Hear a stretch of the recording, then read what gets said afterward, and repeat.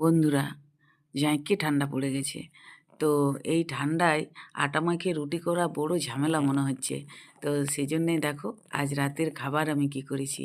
এখানে গায়ে লাগা ভাত করেছি আর এখানে আলু সিদ্ধ মাখা করেছি। তো আলু সিদ্ধ মাখাটা আমি একবারে প্লেনভাবে করেছি। একটু নুন আর একটু কাঁচা সরষার তেল দিয়ে মাখেছি।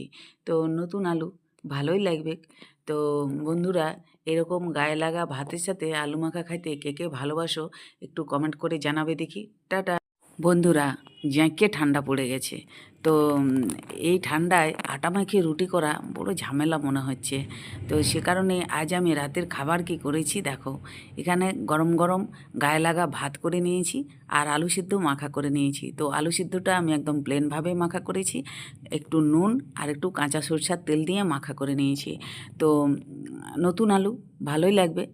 তো বন্ধুরা, এইরকম গরম গরম গায়ে লাগা ভাতের সাথে আলু মাখা খাইতে কে কে ভালোবাসো কমেন্ট করে জানাবে দেখি।